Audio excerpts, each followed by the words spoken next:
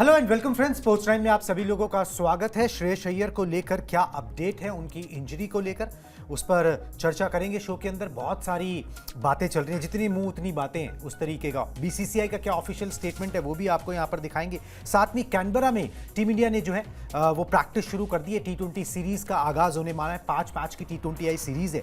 क्या स्केड्यूल है उसका वो भी आपको इस शो में दिखाएंगे। मोहम्मद शमी ने रणजी ट्रॉफी में जो है जबरदस्त प्रदर्शन जो है उनका जारी है। किस तरीके से उन्होंने अब विकेटें झटकी और क्या मैसेज वो दे रहे हैं उस पर भी बात करेंगे। साथ में इंडिया वुमेन टीम का जो है वो सेमीफाइनल ऑस्ट्रेलिया से होने वाला है। उससे पहले उनको झटका लगा है। ओपनर जो है वो सेमीफाइनल से बाहर हो गई है, प्रतिका रावल। क्या कुछ अब इंडियन टीम कर सकती है, कितना बड़ा ये झटका है, इन सब मुद्दों पर बातचीत करेंगे। मगर शुरुआत श्रेयस अय्यर से करते हैं, उनकी चोट के अपडेट से करते हैं। सिडनी में जो है श्रेयस अय्यर का इलाज चल रहा है। सिडनी वनडे में ही उनको चोट लगी थी, वहीं पर उनका इलाज चल रहा है। एहतियात के तौर पर आईसीयू में जो है वो श्रेयस अय्यर को भर्ती कराया गया है। सिडनी वनडे के दौरान कैच लेते वक्त जो है ना वो पसलियों में चोट लग गई थी। एलेक्स कैरी का कैच ले रहे थे, वो उल्टे भागते हुए उन्होंने वो कैच लिया था। कैच कंप्लीट किया, उसके बाद जो है वहीं पर लेट गए, फिर उनको बाहर ले जाना पड़ा था। काफ़ी दर्द में जो है वो श्रेयस अय्यर वहाँ पर नज़र आ रहे थे। टीम इंडिया के डॉक्टर जो हैं डॉक्टर रिजवान वो श्रेयस के साथ जो है वहीं पे सिडनी में मौजूद हैं। तो ये अपडेट है श्रेयस अय्यर को लेकर। पहले जब स्कैन्स के लिए लेके जाया गया था तो उस समय उतनी सीरियसनेस पता नहीं लगी, मगर रिपोर्ट्स में आया कि भाई इंटरनल ब्लीडिंग है। अब उस इंटरनल ब्लीडिंग को जो है वो रोकने की कोशिश की जा रही है। वनडे टीम के बाकी सदस्य देश लौट आए हैं, मगर श्रेयस एक बार स्टेबल हो जाए बहुत ठीक से, उसके बाद ही उनको वापस लाया जाएगा। इस तरीके की सोच है और उसी सोच के साथ बीसीसीआई जो है अपना जो भी कर सकती है वो वहाँ पर कर रही है। हाँ बिल्कुल, और इसीलिए जो खबरें हैं वो ये बताती हैं कि जो श्रेयस अय्यर का परिवार है उनको वहाँ भेजने का इंतज़ाम किया जा रहा है। अभी जब आप आगे शो पर बताएंगे जो ऑफिशियल स्टेटमेंट है बीसीसीआई का, उसमें बताया जाएगा कि किस तरह से डॉक्टर्स जो हैं वो संपर्क में हैं भारत से भी और वहाँ सिडनी के डॉक्टर्स से भी। उसके अलावा जो चोट लगी इसके बाद एक ये भी बात कही गई कि जब वो ड्रेसिंग रूम में आए चोट लगने के बाद तो थोड़ा सा बीपी का भी इशू हुआ, इसीलिए लगा कि नहीं वाइटल्स सारे चेक कराए जाएँ और फिर उनको ले जाया गया अस्पताल और फिर सारी चीज़ें शुरू हुई। लेकिन अभी तक जो बीसीसीआई की तरफ से ऑफिशियल स्टेटमेंट है, उसके अलावा जो यहाँ वहाँ से खबरें निकल कर आ रही हैं, जैसा आपने कहा कोई भी अस्पताल में जाइए वैसे ही है। हम आप एक मिनट के लिए भूल जाइए कि श्रेयस अय्यर है। हमारे आपके घर में भी किसी को चोट लगती है तो लोगों की उत्सुकता होती है जानने के लिए क्या हुआ, क्या बहुत गंभीर तो नहीं है, ऐसा तो नहीं है, वैसा तो नहीं है। उसमें फिर कई बार बहुत सारे लोग बहुत अलग अलग तरह की बातें कर रहे होते हैं। लेकिन अभी तक जो पुख्ता जानकारी है, जो रिलायबल सोर्सेज से मिली जानकारी है, वो ये कहती है कि वो स्टेबल है, जैसा आपने भी कहा, और ऐसी कोई खतरे की बात नहीं है, वो रिकवर ठीक कर रहे हैं। बिल्कुल जी। बात क्या होता है ना, जब आईसीयू लिख दिया जाता है, आईसीयू बोल दिया जाता है तो बंदा घबरा जाता है। बिल्कुल कि भाई इंटेंसिव केयर यूनिट है, क्योंकि आईसीयू से एक जनरल परसेप्शन यही आता है कि अगर मामला थोड़ा सीरियस हो जाए तो ये आईसीयू में एडमिट जो है वो ये कराया जाता है। ये एक जनरल परसेप्शन है, मगर कई बार एहतियात के तौर पर भी ये कदम जो है उठाए जाते हैं। चलिए जी, एक अपडेट और दिखाते हैं अय्यर को लेकर। उनकी फैमिली जो है उनमें से किसी एक मेंबर को या माता पिता दोनों को जो है फैमिली जो है वो सिडनी जा सकती है और उनके लिए उन्होंने वीज़ा के लिए आवेदन कर दिया है। बीसीसीआई कोशिश कर रही है कि जल्दी से जो है वीज़ा वगैरह मिल जाए ताकि एक फैमिली मेंबर जो है वहाँ पर जा सके।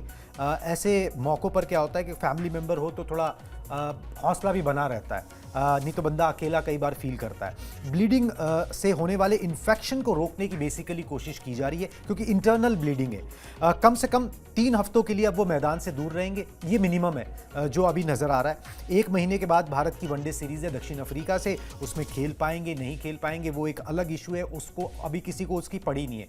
अभी ये पड़ी है कि एक बहुत ही प्रॉमिसिंग क्रिकेटर है और कुछ भी जो है इलाज में ना दाएं बाएं ना हो। कई बार क्या होता है कि भाई इलाज में थोड़ा दाएं बाएं होता है तो रिकवरी प्रोसेस में टाइम लग जाता है, कोई भी स्टेप गलत ना लिया जाए उसकी कोशिश जो है यहाँ पर की जा रही है। इसलिए टीम इंडिया का एक डॉक्टर जो है डॉक्टर रिजवान वो साथ में है। साथ में जैसे मैंने बताया कि अभी जो है मेडिकल टीम भी जो है वो निगरानी यहाँ पर रख रही है। मगर सर ये जिस तरीके की बातें आ रही है ना, वो ना फिर वो थ्योरीज को ना दुनिया भर की वो हवा देती है कि फैमिली को बुलाया जा रहा है। अब भाई ये तो बोर्ड का डिसीजन है, फैमिली वाले तो चिंता करेंगे ही, वो तो चिंतित होंगे ही। श्रेयस अय्यर हो या किसी का का भी बेटा, उसके माता पिता चिंता करेंगे कि भैया अब मेरे को देखना है जाके, मेरे को वहाँ पर जाना है। बोर्ड के पास पैसे हैं, बोर्ड के पास दिल है, बोर्ड कह रहा है कि नहीं भाई हम इंतज़ाम करा के जो है आपको वहाँ पर भेजते हैं, आप चिंता मत करिए। तो ये उसी तरीके का मसला है, मगर ये जब ये घटनाक्रम होता है ना तो ऐसा लगता है कुछ ज़्यादा ही कुछ है, कुछ ऐसा है जो छुपाया जा रहा है। बिल्कुल, जो बात आपने कही ना, जैसे आपने कहा कि आईसीयू एक शब्द ऐसा है, ये वैसे एक ही ऑपरेशन होगा। अब ऑपरेशन होगा तो ऑपरेशन टेबल पर आप जाएंगे, वो एक डर लगता ही है, स्वाभाविक चिंता है, मानव स्वभाव है। और ये इसमें कहीं से कोई बेकार की चीजें नहीं जोड़नी चाहिए, सीधी सी बात है। भारत के बड़े खिलाड़ी हैं, चोट लगी है, चोट ज्यादा लगी है अस्पताल में। हालांकि अभी एक इनपुट ऐसा भी आ रहा है कुणाल, ये भी बता दें कि वो आईसीयू से बाहर भी आ चुके हैं। हालांकि अभी वो स्टेबल है और उन पर मतलब भाई बड़े खिलाड़ी हैं और आपका एक स्टार प्लेयर है, आप उसके लिए जो बेस्ट एफर्ट कर सकते हैं बेस्ट एफर्ट करेंगे, और बेस्ट एफर्ट करने के साथ साथ जो बेस्ट सुविधाएं आप मुहैया करा सकते हैं वो आप कराएंगे। इसमें किसी को बुलाने के या किसी को जाने के कोई और मायने निकालना मुझे लगता है बहुत जल्दबाजी, ऐसा कुछ नहीं करना चाहिए। सीधी सी बात फिर दोहरा रहा हूं, चोट लगी, चोट के बाद अस्पताल गए, पता चला कि नहीं मामला थोड़ा गंभीर है, उनको आईसीयू में रखा गया, वहां पर उनका इलाज शुरू किया, घर वालों को बताया गया। अभी हमारे आपके घर में ही किसी को चोट लग जाए और अगर हम और आप सक्षम हैं कि हम जा सकते हैं तुरंत, हम भी जाएंगे ही ना, हम भी जाते ही ना। फर्क यही है कि ये दो देशों का मामला है। अगर यही नोएडा और गुड़गांव और दिल्ली और फरीदाबाद होता तो कोई नहीं बात कर रहा था, क्योंकि जाते पता भी नहीं चलता, यहाँ वीजा का प्रोसेस है इसलिए ये बात हो रही है। बट मुझे लगता है सेंसिबल उस पर हम लोग को प्रे करना चाहिए कि जल्दी से जल्दी ठीक हो, इससे ज्यादा की और कोई बात है नहीं इसमें। बिल्कुल जी, एक बीसीसीआई का ऑफिशियल स्टेटमेंट भी आ गया है इसके ऊपर, ताकि जो है भ्रांति भ्रम फालतू की खबरें जो है वो ना फैले। बीसीसीआई का स्टेटमेंट आपको बता देता हूं क्या कह रहा है। श्रेयस अय्यर को तीसरे वनडे में फील्डिंग के दौरान पसलियों में बाईं तरफ चोट लगी है, उन्हें आगे की जांच के लिए सिडनी में अस्पताल ले जाया गया। स्कैन से पता चला कि श्रेयस के स्प्लीन में अंदरूनी चोट है, उनका इलाज चल रहा है, वो मेडिकली स्टेबल हैं और अच्छी रिकवरी कर रहे हैं। बीसीसीआई की मेडिकल टीम उनकी चोट पर जो है वो सिडनी और भारत में बातचीत कर रही है और निगरानी जो है वो रखी जा रही है। भारतीय टीम के डॉक्टर हैं डॉक्टर रिजवान, वो सिडनी में ही रहेंगे और श्रेयस की हर दिन की रिकवरी पर जो है वो नज़र रखेंगे। तो एक मैच्योर बोर्ड की तरह एक जो ख्याल रखा जा सकता है वो रखा जा रहा है। अब इस दो शब्दों का इस्तेमाल जो है ना वो किया गया है बेसिकली। एक किया गया है लेसरेशन इंजरी है, जिसके कारण जो है वो स्प्लीन हुआ। अब स्प्लीन क्या होता है, रिब्स के नीचे ना एक ऑर्गन होता है, बेसिकली ब्लड प्योरीफाई करने का वो ये ऑर्गन होता है, और वहाँ पर जो है लेसरेशन जो है वो हुआ। लेसरेशन मतलब कि स्ट्रेस के कारण, जोर से झटका लगने के कारण फट जाना, थोड़ा सा टीयर हो जाना, थोड़ा सा कट हो जाना, ये होता है। और उससे बाहर कुछ खून नज़र नहीं आ रहा, मगर अंदर जो है ना वो इंटरनल ब्लीडिंग हो रही है। अब वो इंटरनल ब्लीडिंग थोड़ी सी ज़्यादा खतरनाक होती है बाहर की ब्लीडिंग से, क्योंकि फिर वो और तरीके की जो है जाम शरीर के अंदर पैदा करती है। तो मसला ये है, मगर मेडिकली जो है साइंस बहुत डेवलप कर गई है, तो उसका टेकन केयर जो है यहाँ पर किया जा रहा है। और बीसीसीआई ने जो है वो क्लियर कर दिया है कि भाई आप और किन्हीं बातों पर जो है वो फालतू विश्वास करिए मत, जो कहानी है, जो सच्चाई है वो आपके सामने है, और जो इस पे अपडेट आती रहेगी। आगे भी बीसीसीआई जो है वो देते ही हैं, जब भी ऐसा कुछ होता है तो वो अपना अपडेट्स जो है वो लगातार देते हैं। बिल्कुल बिल्कुल देते हैं। और मतलब ये चूंकि थोड़ा सा अलग मामला हो गया, वरना जनरली क्या होता है कि जो चोट लगती है वो ऐसी चोट होती है जो लाइफ थ्रेटनिंग नहीं होती है, तो आप बड़े उतनी चिंतित नहीं होते हैं। यहाँ थोड़ी सी चिंता बढ़ गई, क्योंकि जैसा आपने कहा हम लोग हालांकि मेडिकल टर्म्स पर कुछ कमेंट करें वो हमारे अधिकार या हमारी समझ से बाहर की चीज़ है, लेकिन बहुत सामान्य ये बात बचपन से सुनते आए हैं कुणाल कि चोट लग गई, खून निकल गया ना तो अच्छा है। हाँ, खून अंदर जाके जम गया, ये एक वो रहता है कि जम गया खून, तो वो खून जमने वाली चीज जो है ना वो शायद थोड़ा सा परेशान कर रही थी। लेकिन जैसा आपने कहा, और बीसीसीआई की तरफ से अगर बीसीसीआई के सचिव एक ऑफिशियल ईमेल करके पूरी दुनिया के मीडिया को, बीसीसीआई सिर्फ भारत को मीडिया को नहीं रिपोर्ट भेजता है अपनी, पूरी दुनिया को अगर बताया जा रहा है तो बहुत जिम्मेदारी से सोच समझकर मेडिकली लोगों को बातचीत करके, कंसल्टेशन करके, डॉक्टर रिजवान जो आप बार बार नाम ले रहे हैं उनसे बातचीत करके और दो शब्द मुझे लगता है बहुत इंपॉर्टेंट है इस पे पूरी इस रिलीज में, एक मेडिकली स्टेबल और दूसरा रिकवरिंग वेल। अगर रिकवरिंग वेल आपको लिखा गया है तो इसका मतलब कि चीजें कंट्रोल में है, तभी आप रिकवरिंग वेल लिख रहे हो, वरना आप रिकवरिंग वेल ना लिखते, आप सिर्फ चोट बता देते, आप बता देते कि क्या हुआ है, आप कुछ कमेंट ना करते। रिकवरिंग वेल एक तरीका का एक्सपर्ट कमेंट हुआ, जब आप हम और आप नहीं कह सकते ना रिकवरिंग वेल एक चिकित्सक कह सकता है, एक डॉक्टर कह सकता है। तो जब किसी डॉक्टर ने कहा होगा, ये भरोसा दिया होगा वहां पर, वो चाहे सिडनी के अस्पताल के डॉक्टर ने रिजवान साहब से कहा हो, रिजवान साहब ने यहां कम्युनिकेट किया हो, उसके बाद ही बीसीसीआई जिम्मेदारी से अपने प्रेस रिलीज में लिखेगा कि हाँ, he is medically stable and recovering well. तो मेरे ख्याल से ये दो जो शब्द हैं ये बड़े ही राहत देने वाले हैं भारतीय टीम के फैंस के लिए और श्रेयस अय्यर के फैंस के लिए भी। बिल्कुल जी, तो तमाम तरीके की कोई संदेह मत रखिए, बिजनेस हो रहा है वहाँ पर चीज़ें जो हैं वो ख्याल रखी जा रही हैं। चलिए जी, अब शो तो चलते रहना है, तो टीम इंडिया का कारवां भी चलता रहेगा। वहाँ पर बीसीसीआई अपनी निगरानी रख रही है। जल्दी उम्मीद करते हैं कि श्रेयस अय्यर घर वापस भी आ जाएंगे और उसके बाद रिकवर भी जो करेंगे। मगर टीम इंडिया कैनबरा पहुँच गई है, T20 सीरीज शुरू होने वाली है, तो T20 टीम के सदस्य कैनबरा पहुंच गए। मनुका ओवल में उन्होंने अभ्यास जो है वो किया। आपको पूरी खबर बता देते हैं किस तरीके से पहला अभ्यास T20I टीम का रहा। सूर्य कुमार यादव इसमें कप्तान होंगे, शुभमन गिल उप कप्तान होंगे। T20I टीम ने कैनबरा में दोपहर को जो है ना वो अभ्यास किया है। प्रैक्टिस सेशन के बीच ही कैनबरा में जो है ना वो तेज़ बारिश भी हो गई। 1-1.5 घंटे का प्रैक्टिस सेशन हुआ था, उसके बाद तेज़ बारिश हो गई। बड़ी ठंडी है, 4-5-6 डिग्री का जो है वहाँ पे टेम्परेचर है, तो इससे भी फाइट जो है वो करना पड़ रहा है। गंभीर की देखरेख में खिलाड़ियों ने नेट्स में थोड़ा वक्त बिताया। बुमराह और शुभमन गिल के बीच काफ़ी देर तक जो है वो बातचीत भी वहाँ पर हुई है। तो सीरीज़ की प्रिपरेशन जो है ना वो अच्छी चल रही है।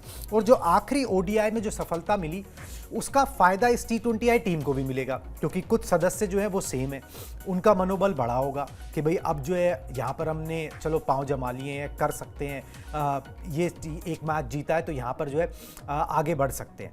वैसे भी अगर हम देखें T20 एक ऐसा फॉर्मेट है जिसमें इंडियन टीम लगातार अच्छा कर रही है। सबसे ज़्यादा अच्छी परफॉर्मेंस जो है, सबसे ज़्यादा कंसिस्टेंसी जो है ना वो T20 टीम में आ रही है। 5 मैच की T20I सीरीज़ है, बड़ी सीरीज़ है, कंप्लीट सीरीज़ है, फुल सीरीज़ जिसे कहते हैं वो सीरीज़ है। मज़ा आएगा, उसकी प्रिपरेशन भी अच्छी चल रही है। बिल्कुल मजा आएगा कि दो बड़ी टीमें लड़ रही हैं। और सबसे बड़ी चीज़ ये है जो हम बार बार कहते हैं ना कि अब भी अगर आप, मतलब मेरा ये आकलन है, पता नहीं इससे लोग सहमत होंगे या नहीं सहमत होंगे, अगर आप तीनों फॉर्मेट में जाएंगे, टेस्ट में, वनडे में और T20 में, तो सबसे ज़्यादा मैच विनर्स आज की तारीख में आपके पास T20 में। अब मुझे लगता है शायद वनडे में अभी भी आपके पास वो टॉप ऑर्डर का, आपने देखा अभी हालिया सीरीज में पहले 2 मैचेस में आपका टॉप ऑर्डर नहीं चला, आप उसको नहीं संभाल पाए, आपका बैटिंग कोलैप्स हुआ तो हुआ, पहले मैच में हमने देखा। दूसरे मैच में आपने कुछ हद तक बैटिंग कोलैप्स को संभाला, लेकिन फिर भी आप वहां तक नहीं पहुंच पाए जहां तक आपको जाना होता है अगर आप ऑस्ट्रेलिया से खेल रहे हैं तो कुल मिला जुलाकर अगर उसके तुलना में अगर मैं उसका T20 टीम में लाऊं, जहां पर आप नंबर 1 से लेकर नंबर 7 तक चले जाइए, आपको लगातार ऐसे प्लेयर्स मिलेंगे जो अकेले अपने दम पर मैच जिता सकते हैं। और उसकी एक वजह यह भी है, मतलब यहाँ खिलाड़ियों की तुलना नहीं है, यहाँ जो उसकी वजह है वो फॉर्मेट है। ये फॉर्मेट छोटा है, आपको 3 ओवर 4 ओवर भी किसी ने अच्छे से बल्लेबाजी कर दी तो वो काम आपका ठीक कर सकता है, वो आपको मैच में वापस ला सकता है। तो यहाँ सीरीज जैसा आपने भी कहा कि 2 बड़ी टीमों के बीच है और इंडिया ऑस्ट्रेलिया में मजा वैसे भी आता है। कुणाल, आप किसी भी फॉर्मेट में देख लें, असल में अगर इस वक्त क्रिकेट की बादशाहत की लड़ाई हम देखें तो इन्हीं दोनों टीमों के बीच है ही है। तो इसीलिए वो तीनों ही फॉर्मेट में जब टकराती हैं तो वो मजा आता है, थोड़ा तनातनी होती है, थोड़ा एक दूसरे से वर्ड्स भी एक्सचेंज होते हैं, तो मजा आएगा। कुल मिला जुला के फुल सीरीज है 5 मैचेस की, और कम से कम वनडे जैसा नहीं होगा। 3 मैचेस की सीरीज में हमेशा क्या होता है, जिस टीम ने पहला मैच जीत लिया वो कहीं ना कहीं आगे खड़ी हो जाती है। यहां नहीं है, 5 मैचेस की सीरीज में या तो आप पहले 2 मैच जीते तब आप खड़े होते हैं आगे, और पहले 2 मैच कोई एक टीम जीतेगी, मुझे इस पर डाउट है। मुझे लगता है पहले 2 मैच के बाद आप देखिएगा शायद 1-1 की बराबरी ही रहे। बिल्कुल जी, और 5 मैच में ना एक आपको कंप्लीट सीरीज मिल जाती है, जिसके अंदर ना एक फेयर बात जो है ना वो यहाँ पर हो जाती है। चलिए जी, इसका ना आपको शेड्यूल भी दिखा देते हैं कि 5 मैच की सीरीज है, कहाँ कहाँ मैचेस खेले जाएंगे, कौन कौन सी तारीख को जो है वो खेले जाएंगे। शेड्यूल दिखा दें जी, आपकी स्क्रीन पर है शेड्यूल पहले से लेके 5वां T20I Canberra, Melbourne, Hobart, Gold Coast और गाबा 29 अक्टूबर से शुरू होगा और 8 नवंबर तक जो है ये सीरीज़ यहाँ पर चलने वाली है। चलिए आगे बढ़ते हैं, अब बात करते हैं जी मोहम्मद शमी की, क्योंकि मोहम्मद शमी को लेकर भी पिछले दिनों जो है वो काफ़ी बातचीत हो गई थी और अजीत आगरकर से लेके शमी ने खुद भी बयान दे दिया था। आपस में इन्होंने बात की मगर मीडिया से ज़रूर बात कर ली, ठीक है। अब उसके बाद क्या हो रहा है वो दिखा देते हैं जी। रणजी ट्रॉफी में मोहम्मद शमी का जलवा देखने को मिला है। अच्छी बात है। मोहम्मद शमी ने 44 रन देकर 3 विकेट निकाले। फर्स्ट क्लास क्रिकेट में शमी ने अपने 350 विकेट जो है वो पूरे कर लिए इसी के साथ। ईडन गार्डन्स पर बंगाल वर्सेस गुजरात का मुकाबला था, जहां पर मोहम्मद शमी ने यह कारनामा किया। चैंपियंस ट्रॉफी के बाद से वो टीम इंडिया से बाहर है, इंटरनेशनल मैच नहीं खेला है। शमी ने बंगाल के लिए रणजी ट्रॉफी ओपनर मुकाबले में भी अच्छा प्रदर्शन किया था। उत्तराखंड के खिलाफ 7 विकेट उन्होंने यहां पर झटके थे। तो एक बात जो अजीत आगरकर ने बोली थी उस बयानबाजी में वो ये था कि भाई सीजन अभी शुरू हो रहा है, पता लग जाएगा कि वो कितने फिट हैं। अगर वो फिट है तो हमको खिलाने में कोई दिक्कत नहीं है। फिटनेस का सर्टिफिकेट यही होता है कि अगर आप गेंदबाजी कर रहे हो, आप लंबे स्पेल तक गेंदबाजी कर पाओ और विकेट ले पाओ। असल में कुणाल कई बार क्या होता है ना कि जैसे कहते हैं कि चुप रह के आप बहुत सारी समस्याओं का समाधान निकाल लेते हैं। जब ये बयानबाजियां शुरू हो जाती हैं ना, ये यहाँ से शुरू हुआ कि अगरकर से पूछा गया कि भाई शमी को कंसीडर किया गया कि नहीं किया गया। उन्होंने कहा मेरे पास उनकी कोई रिपोर्ट नहीं है। अरे भाई क्यों नहीं है? आप चीफ सेलेक्टर हैं, आपके पास तो जो आपको चुनने हैं उसके अलावा भी अगर कोई खिलाड़ी है जो बड़ा खिलाड़ी है और अगर वो एनसीए के आसपास कहीं फटक रहा है, पता करना चाहिए। आपका काम है, आपको चीफ सेलेक्टर इसीलिए बनाया गया, मेरा ये मानना है। भाई वेंगसरकर को जब चीफ सेलेक्टर बनाया गया तो लोगों ने कहा कि ये बहुत अच्छा काम करेंगे। क्यों? उस वक्त हम लोग रिपोर्टिंग किया करते थे, तो बताया गया कि चूंकि वेंगसरकर ने स्काउटिंग बहुत की है, उनको पता है कि हिंदुस्तान में कहां कहां कौन कौन से सेंटर पे कहां कहां बच्चे खेल रहे हैं। आप देखिए वेंगसरकर का एरा जो रहा एज ए चीफ सेलेक्टर, उनकी बड़ी तारीफ होती है। तो वैसे ही आपको पूछना चाहिए, या तो आप कह दीजिए कि नहीं अब आप उनको कंसीडर नहीं करेंगे, बात खत्म। अगर ऐसा कुछ डिसाइड हो गया है तो आप कह दीजिए कि हम कंसीडर नहीं करेंगे, चैप्टर क्लोज। लेकिन आप ये कह दें कि मेरे पास कोई रिपोर्ट नहीं है, तो फिर वो उधर से शमी ने कहा कि मैं ही क्यों चुप रहूं, तो उन्होंने कह दिया कि मेरा काम रिपोर्ट देना नहीं है, ये काम एनसीए का है। मेरा काम तो भाई अगर मैं 4 दिन का मैच खेल सकता हूं तो मैं वनडे क्यों नहीं खेल सकता हूं, और बात उनकी सही है। तो उन्होंने भी बयान दे दिया। फिर अब यहां से बयान आ गया कि साहब अभी सीजन शुरू हो रहा है, आप देख लेंगे। इससे बेहतर मुझे लगता है जब आप मैच्योरिटी शब्द का इस्तेमाल करते हैं, परिपक्वता शब्द का इस्तेमाल करते हैं, एक भारतीय क्रिकेट को बहुत कुछ सर्व कर चुका है, बहुत खेल चुका है, जिसका नाम मोहम्मद शमी है। एक ये काम पहले कर चुके हैं अजीत अगरकर, अब उनको बड़ी जिम्मेदारी दी गई है।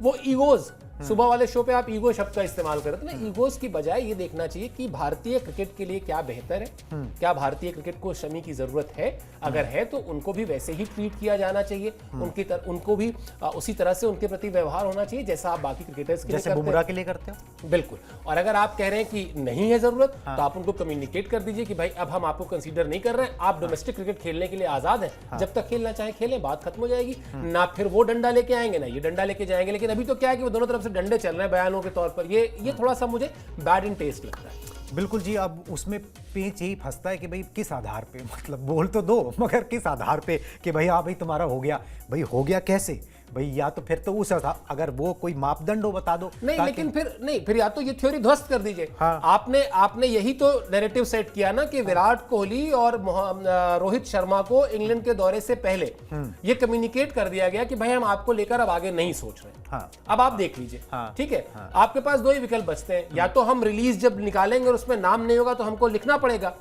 कि दे हैव बीन रेस्टेड, ठीक है, और या नॉट कंसीडर्ड, और या ड्रॉप तो खैर हम लोग लिखेंगे, मीडिया वाले लिखेंगे, वो तो रेस्टेड लिखेंगे, ठीक है। तो या तो आप उसके लिए तैयार हो जाइए, और या फिर आपके लिए सेफ एक पैसेज हम बना रहे हैं कि आप अपना संन्यास अनाउंस कर दीजिए। तो ये तो अगर रोहित शर्मा और विराट कोहली को इस तरह से किया जा सकता है तो फिर शमी को भी किया जा सकता है। तो ये कहानी असल में क्या होती है ना, मतलब उनका तो सर ये था ना कि भाई परफॉर्मेंस नहीं आ रही थी। अब शमी को क्या बोल दोगे कि तुम्हारी कहानी आ रही थी? अरे भाई शमी की वनडेज में शमी की परफॉर्मेंस उठा के दिखाइए मुझे, वो वर्ल्ड कप छोड़ के।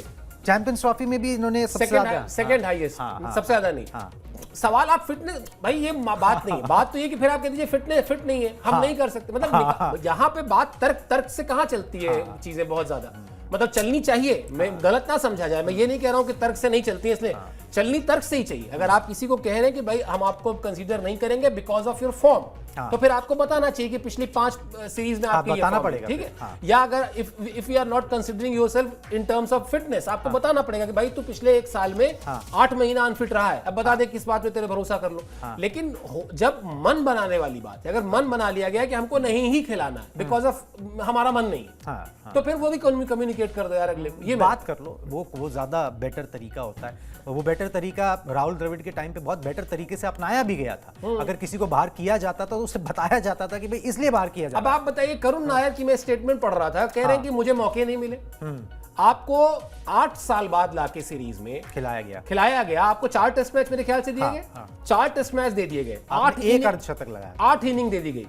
अब उसके बाद आप कहिए कि मुझे मौके नहीं मिले। अरे तो फिर आप रोने के लिए पैदा हुए हो तो रोते रहो, फिर मौके नहीं मिले तो क्या करें, आप ही के साथ बैठे रहे, अगले खिलाड़ी को लेकर ना है। तो ये वही है, कैमरा देख के बगैर तर्क के बोल देना मुझे थोड़ा सा हल्का लगता है। चलिए जी, मोहम्मद शमी ने परफॉर्मेंस कर दी है। अब परफॉर्मेंस बोले तो ज़्यादा अच्छा है, बाकी सेलेक्टर का काम है भाई, ये भी तो बात होती ही है कि फिर आप उससे ज़्यादा कर क्या लोगे। चलो आगे बढ़ते हैं। अब इंडिया वुमेन का जो है वो एक इंपॉर्टेंट मुकाबला है, सेमीफाइनल मुकाबला है, वुमेन्स वर्ल्ड कप चल रहा है। उसमें टीम इंडिया को एक झटका लगा है। झटका ये लगा है, प्रतिका रावल जो है वो सेमीफाइनल से बाहर हो गई है। बांग्लादेश के खिलाफ फील्डिंग के दौरान उनको चोट लग गई थी, पैर में लगी चोट के कारण वो नॉकआउट मैच से बाहर हो गई हैं। टूर्नामेंट में अभी तक उन्होंने 6 पारियां खेली हैं, 51.33 की औसत से 308 रन बनाए, और स्मृति मांधना के बाद मेरे ख्याल से वही हैं जिन्होंने सबसे ज्यादा रन बनाए हैं। तो अमनजोत कौर को जो है वो मंधाना की जगह जो है, मंधाना के साथ जो है वो ओपनिंग करने का मौका मिल सकता है। बांग्लादेश के खिलाफ भी उन्होंने ही यहाँ पर किया था, और मेरे ख्याल से अर्धशतक भी, एक अच्छी पारी उन्होंने जो है वो यहाँ पर खेली थी। मगर झटका तो है कि जो रेगुलर ओपनर है, जो अच्छा कर रही है, उसको जो है चोट लग गई है, वो भी एक नॉकआउट मैच से पहले। बिल्कुल, और जिस तरह से न्यूजीलैंड के खिलाफ जो क्रूशियल मैच था, और वहां पर आपने जिस तरह की बल्लेबाजी देखी दोनों खिलाड़ियों की, स्मृति मांधना और प्रतिका रावल की, अब बहुत अच्छा कॉम्प्लीमेंट कर रहे थे एक दूसरे को। तो जब बाकी किसी क्रम का बल्लेबाज बाहर हो वो कहानी अलग होती है, लेकिन अगर ओपनिंग पार्टनरशिप जो है सलामी बल्लेबाज में से एक चला जाए तो वो सिर्फ अकेले नहीं जाता, वो दूसरे के साथ अपनी अंडरस्टैंडिंग को लेके जाता है। कई बार आपने सुना होगा कि सचिन और सहवाग एक दूसरे की तरफ देख के दौड़ जाते थे, या विनोद कांबली के लिए कहा जाता है कि वो तो आंखों से इशारे कर लेते थे रनिंग के। सलामी बल्लेबाज पेयर क्यों कहते हैं, ओपनिंग पेयर क्यों कहते हैं, इसीलिए कहते हैं कि वहां पर एक अंडरस्टैंडिंग क्रिएट होती है और बड़ा स्पेशलाइज्ड किस्म का जॉब होता है वो। तो मुझे लगता है कि एक बल्लेबाज के तौर पर उनका बाहर होना वो भी एक झटका है, और ये भी झटका है कि वो एक ओपनर है। अगर वो ओपनर ना होती, नंबर 3, नंबर 4, नंबर 5 पर खेल रही होती, शायद ज्यादा चिंता की बात नहीं थी, लेकिन ओपनिंग पेयर में से एक पेयर का जाना थोड़ा सा तो टेंशन का काम है। बिल्कुल जी, अब थोड़ा सा ना मामला बराबर का हो गया है, क्योंकि ऑस्ट्रेलिया की कप्तान भी चोटिल है, यहाँ ओपनर चोटिल हो गई, तो मामला जो है ना वो बराबरी पर आके दोबारा से टिक गया। चलिए जी, ये सब चीज़ें उस खेल में चलती रहती हैं, आपको तरीके ढूंढने होते हैं जीतने के लिए, और इस सेमीफाइनल मुकाबले का भी इंतज़ार जो है वो सबको रहेगा। इस ब्रॉडकास्ट में अभी बस इतना ही। आपने इसके लिए समय निकाला ब्रॉडकास्ट के लिए, इसके लिए बहुत बहुत शुक्रिया।